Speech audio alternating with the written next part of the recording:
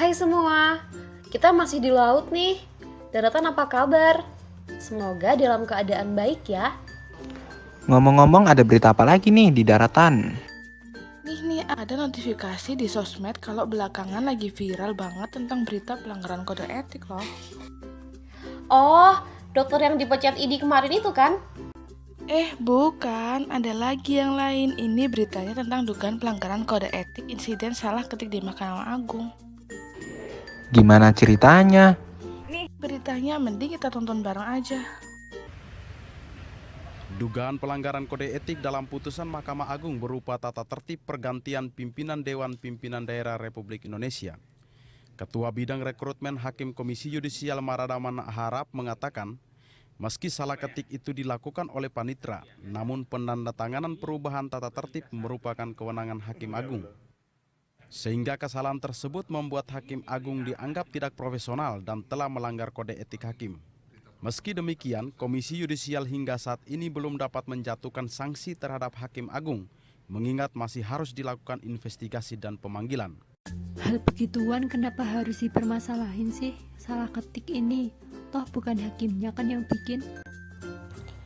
Bentar, meskipun bukan hakim yang bikin, sebelum tanda tangan atau mengambil keputusan atas sesuatu, hakim juga harus baca dulu apa yang akan dia tanda tangani atau apa yang akan dia putuskan. Betul.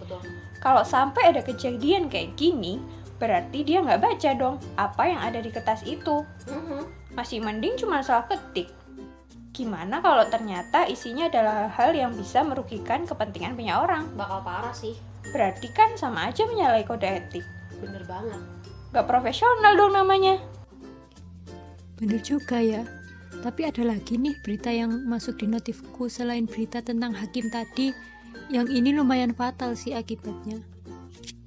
Mana-mana lihat, diduga melanggar kode etik 7 polisi diselidiki terkait kasus penembakan AKBP Benny Mutahir. Play ya guys. Oke. Saat ini polisi masih melakukan penyelidikan kepada 7 anggota polisi lainnya yang saat itu sedang menjaga tahanan karena diduga melanggar kode etik kepolisian. Sebelum terjadi aksi penembakan, korban AKBP Benny Mutahir memerintahkan anak buahnya untuk mengeluarkan tersangka dari tahanan sampai ke rumahnya tanpa melalui prosedur yang benar. Saat ini polisi melakukan sidang etik kepada 7 anggota polisi lainnya yang saat itu sedang menjaga tahanan. Tuh kan, serem kan akibatnya? Mungkin emang mereka nggak ada niat untuk nyelakain temennya. Tapi karena kelalaian kecil yang mereka perbuat, dampaknya sampai sefatal ini. Nah, makanya dalam setiap melakukan pekerjaan apapun itu, setiap profesional harus selalu mematuhi rambu-rambu yang ada dalam profesinya. Ini yang kita sebut sebagai kode etik. Bener banget, Van. Nggak cuma dokter, hakim, atau polisi aja, tapi engineer kayak kita dan profesi-profesi lainnya pada dasarnya sudah memiliki rambu-rambu terkait keselamatan dan kenyamanan seorang profesional itu sendiri dan sekitarnya. Makin-makin aja ya berita yang ada di daratan.